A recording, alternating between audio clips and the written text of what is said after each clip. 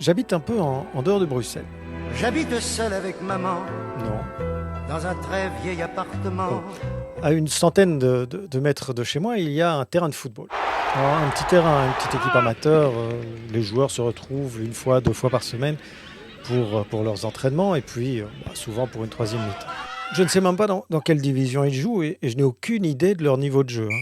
En fait, je crois que je ne sais rien d'eux. Et très honnêtement, il y a peu de choses que l'on fasse connaissance parce que je ne les vois que lorsque je promène mon chien. Ce que je sais, c'est que le club a un nouveau propriétaire et que ce nouveau propriétaire ne m'aime pas. Non, il ne m'aime pas et en fait, il n'aime pas grand monde dans les environs parce que pour la plupart, nous avons un chien et que nous venons le promener autour du terrain. Alors c'était un terrain de foot qui borde un tout petit parc qui a à son centre un bassin d'orage, vous voyez. En fait, c'est le seul lieu où il est possible de promener son chien à l'écart des voitures. Et donc c'est le lieu parfait pour rencontrer des vieilles dames au Yorkshire ou des jeunes couples au Border Collie. Pas beaucoup de punk à chiens, je vous l'assure, mais pas mal de golden et bon, quelques bergers. Alors quelques bergers d'Anatolie aussi, hein, ça ce sont des chiens super gentils. Ils sont énormes hein, et ils paraissent un peu effrayants, mais qu'est-ce qu'ils sont affectueux.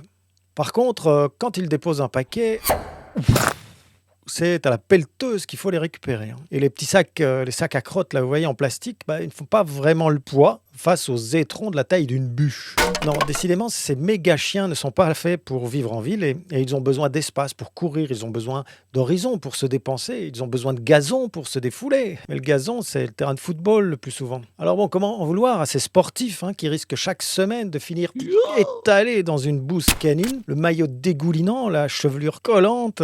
Comment leur reprocher leur animosité face à la bêtise de ces promeneurs du dimanche, incapables de respecter cet espace sacré dédié au sport et voué au plaisir? Le nouveau propriétaire a donc décidé de clôturer le terrain. Il a fait ériger des grillages, des barrières et des filets tout autour des trois quarts du terrain. Il a colmaté les brèches d'accès de l'ancienne clôture et il a renforcé tout ce qui existait déjà. Alors cela n'a pas suffi parce que le terrain en fait est mitoyen avec un chemin communal et donc il ne peut pas totalement condamner l'accès. Alors il a installé des caméras de surveillance avec un petit indicateur lumineux là, vous savez, qui s'active lorsque quelqu'un passe dans son champ de vision.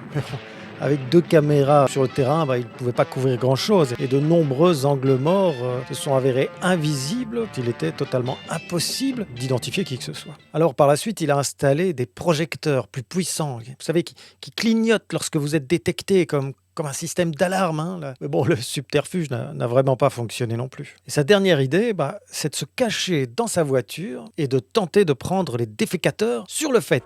C'est d'ailleurs de cette manière que j'ai pu lui parler pour la première fois. Il avait cru me prendre la main dans le sac, mais c'est autre chose qu'il y trouva, non? Car même si je trouve que ces sacs sont d'une écologie plus que douteuse, je considère quand même que laisser les déjections de son chien aux portes de ses voisins, non, c'est franchement dégueulasse. Maintenant, revenons au bureau. La journée se termine, vous avez bien travaillé et vous avez éteint votre ordinateur. C'est le soir, vous vous apprêtez à quitter le bureau. Où laissez-vous votre tasse de café? Alors, dans toutes les entreprises où j'ai eu l'occasion de travailler, il y avait une petite affiche plastifiée collée juste au-dessus de l'évier qui disait « Merci de placer votre vaisselle sale dans le lave-vaisselle ». Avec parfois un petit merci de respecter le personnel d'entretien ». Et puis parfois aussi « Il est inacceptable de laisser traîner sa vaisselle sale ». Et là, on sentait déjà l'agacement du manager qui avait sans doute reçu 4 fois la visite de l'office manager, excédé par le peu de reconnaissance dont il souffrait. Alors, vous avez déjà vu aux toilettes, merci de laisser ce lieu dans l'état dans lequel vous l'avez trouvé. Merci de laisser cet endroit aussi propre que vous désirez le trouver en arrivant. Une brosse est à votre disposition. Les toilettes, c'est comme les gens, ça se respecte. Parfois, on va jusqu'à donner un mode d'emploi. Fermez la porte derrière vous. Ne laissez pas le rouleau de papier vide. Tirez la chasse. Et puis, lavez-vous les mains. Mais est-ce vraiment efficace? Est-ce que cette forme d'infantilisation et parfois d'agressivité, ou même des menaces, est-ce que cette manière de communiquer donne des résultats? Ah oui, bien sûr que ça donne des résultats. Et des résultats visibles très rapidement. Les gens n'ont pas envie d'être montrés du doigt. Et d'ailleurs, la plupart du temps, ils ne faisaient pas cela pour embêter le service d'entretien. C'est juste qu'ils doivent aller chercher leur enfant à l'école, que 2 minutes de retard, c'est 20 minutes d'embouteillage en plus. Enfin, que voilà quoi, il y a d'autres urgences plus urgentes. Mais hélas, lorsque la tempête autoritaire de ces affichettes sera passée, tout reviendra comme avant. Comme les flashs lumineux autour du terrain de foot ont inquiété les promeneurs quelques jours, ils se sont vite rendus compte qu'aucune sentence réelle ne les menaçait. Et certains, plus téméraires, se sont même amusés à faire clignoter la lampe sans arrêt. Comme d'autres ont manifesté leur indignation face à la dureté du message en laissant traîner volontairement leur tasse sur la table. Et le cycle peut alors s'auto-alimenter. C'est celui qui tient le plus longtemps. L'un par la force, l'autre par la sournoiserie. Le chat et la souris, Titi et Gros Minet. Donc oui, ça marche, mais pas très bien, et puis surtout pas très longtemps. Passons maintenant à une autre approche, plus moderne et surtout plus efficace, le dialogue. Ah oui, je sais, pourquoi faudrait-il dialoguer avec des adultes sur ce genre de sujet? Ils ont tout de même été éduqués, on n'est pas là pour leur expliquer ce que c'est que le respect. Oh là, calmez-vous, calmez-vous. Moi je vous explique qu'il y a des moyens de faire mieux et moins violent. Après, C'est vous qui voyez. si vous pensez que les cubes rentrent dans les ronds et qu'au pire, un bon coup de marteau fera rentrer la pièce, C'est vous qui voyez. et d'ailleurs, le dialogue c'est quoi? En l'état, vous ne savez pas qui laisse traîner son bazar. Vous ne connaissez pas l'assassin, vous avez juste retrouvé le chandelier. L'idée, c'est que vous allez expliquer de vive voix la raison pour laquelle il est utile de participer à la propreté commune. Et vous allez aussi présenter le ou la responsable de cette propreté pour identifier un être humain et pas juste un titre. Et puis vous vous appliquerez à saluer chaque matin cette personne pour qu'elle soit considérée au même titre que les autres collaborateurs. Et puis surtout, vous inverserez la dynamique de la demande. Ce ne sera plus « le resquieur est un con !» mais plutôt « 80% des collaborateurs respectent la propreté. Puis-je demander aux 20% restants de participer eux aussi à ce besoin commun ?» Le discours doit aller vers une présentation des valeurs et par une valorisation des actes positifs du quotidien. Merci aux nombreux collaborateurs qui mettent leur vaisselle dans la machine avant de s'en aller. Et de rajouter « c'est un plaisir de travailler avec vous ».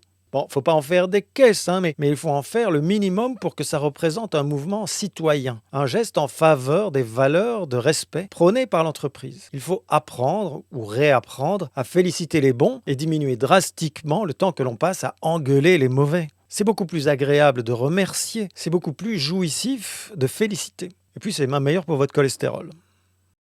Si les résultats ne sont pas aussi rapides, eh bien il faut être un peu patient. Peut-être modifier un peu le texte, l'adapter, l'améliorer. Une fois que vous aurez accordé vos violons, mais l'harmonie sera maintenue sur une très longue période. Cela deviendra même un réflexe pour tout le monde. Et celui qui ne s'y pliera pas sera immédiatement repris par les autres collaborateurs qui auront été sensibilisés par l'aspect humain de la demande, et non pas seulement par son aspect autoritaire. La motivation systémique, c'est stimuler le système pour qu'il se motive lui-même. Il faut lui donner envie. Il faut qu'il soit fier et heureux de participer à l'organisation. Au lieu de retirer les poubelles et de mettre des barricades tout autour de son terrain, eh bien, mon voisin footballiste aurait sans doute mieux fait d'engager un dialogue. Un dialogue qui aurait mis un nom sur les acteurs du système et lui aurait permis très rapidement de détecter les fautifs et d'activer un sentiment de responsabilité chez eux aussi. La motivation systémique, c'est favoriser le positif en stimulant l'énergie du groupe. La motivation systémique, en fait, c'est profiter de l'organisation pour insuffler le désir de progresser. En janvier prochain débutera une formation exceptionnelle autour de la motivation en entreprise. 11 jours. 11 jours pour comprendre, pour apprendre et pour développer la motivation dans votre organisation. Que ce soit une PME ou une entreprise méga géante, le besoin de motivation est toujours indispensable. Et à tous les étages. Parce qu'on parle généralement des collaborateurs, mais il y a aussi des abandons chez les managers. Alors restez connectés, on en parle dans les commentaires. Je vous souhaite une excellente semaine. Et puis chaque jour qui passe, stimulez le système.